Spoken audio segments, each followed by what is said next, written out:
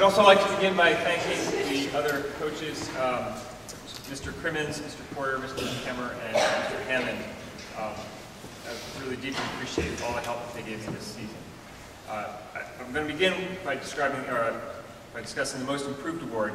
The Most Improved Award and the Most Valuable Runner Awards are the easiest to decide because they can be worked out with a calculator. The Most Improved Award today is going to Alex McElvain. Alex ended the 2010 season as our 8th man. This year, he vied with Alec Hill for the 2nd man spot. In spite of recurring injury, Alex lowered his PR from 1826 to 1706. When injured, Alex came to practice eagerly and encouraged his teammates.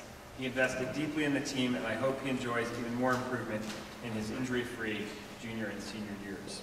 It's a pleasure to honor Alex's resilience, hard work, and commitment to the team.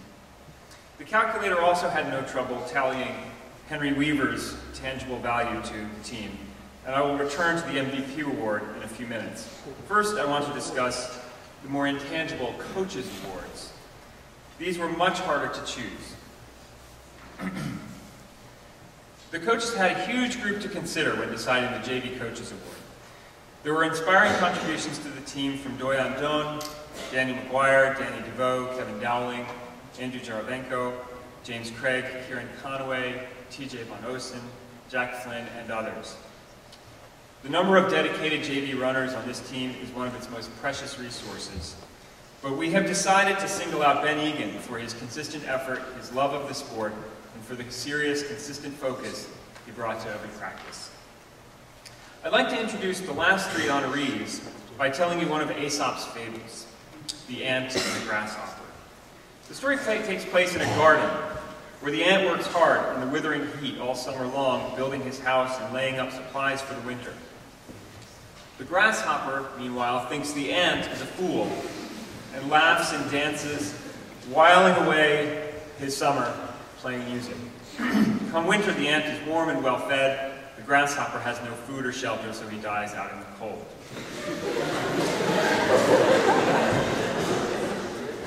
That's the story. Riley McDonough and Davis Hammond, the 2 varsity coaches awardees, were ants. Fast, intensely competitive ants. No runner, in my experience, has trained as hard over the summer as Davis, Riley, and Alec Hill. Davis attended cross-country camp in North Carolina, trained for 10 days in Colorado, and he put in countless lonely, hot, and humid miles here in Middletown. Actually, that's not quite true. These miles were counted. Whereas varsity runners in the past have typically put in between 200 and 300 miles of summer training, Davis logged over 700 miles. And yet, in spite of all this work, Davis's PR is from October of his junior year. At this time, Davis was our 2nd runner, consistently finishing ahead of Henry Weaver, ahead of Jeff Rogers, and Will Ploutz. So perhaps you can imagine the frustration he might have felt after doing all this work, running 700 miles in this direction, and his PR was from his junior year. So, the most impressive thing about Davis's season is that he never once whined or complained in frustration.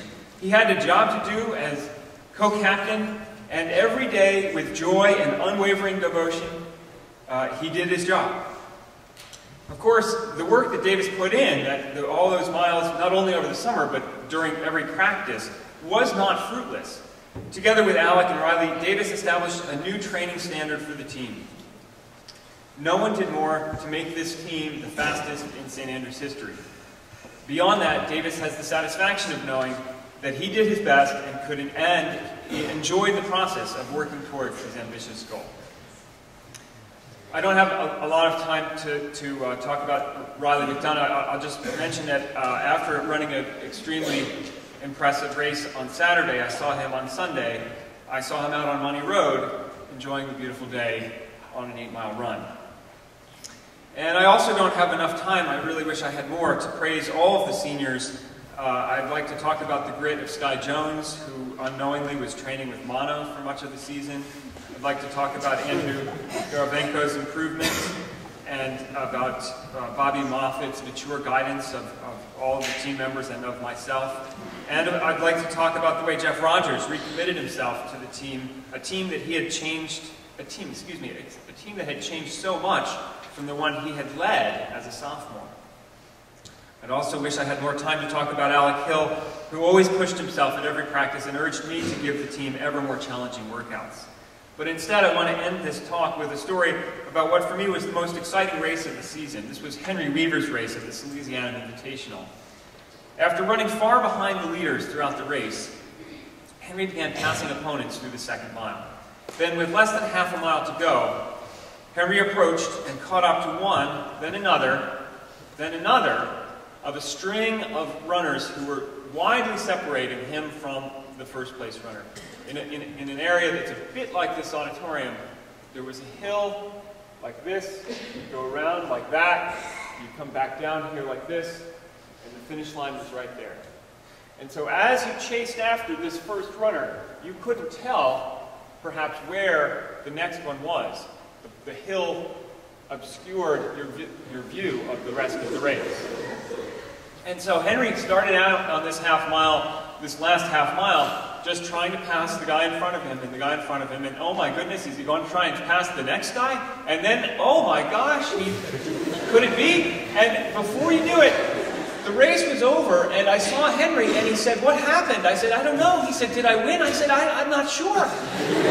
We couldn't tell, and the reason we couldn't tell is that he was so far behind the first place runner when he started this push that it was not clear where in the group he was. He won the race. And he didn't know that he won the race. And it was one of the most dramatic races I've seen in my life. And it was really wonderful to see. But I think that the drama of that race really doesn't hit home until I tell you something more about Henry. And I just learned this just a couple of days ago. As a freshman, I understand he played tennis. And on the warm-up runs on the tennis team, there was a ditch. And you could hide in the ditch, and the team would keep running, and then they'd pass the ditch again. You could pop out of the ditch. You get the idea.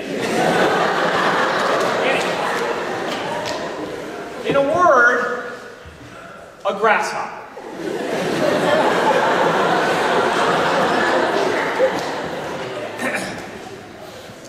But he was changing, and it was in this race that I really feel like he'd been turning away, he'd been turning towards the work of being an ant. And in this race, he squarely faced who he could be as a runner, and, sorry, ladybug.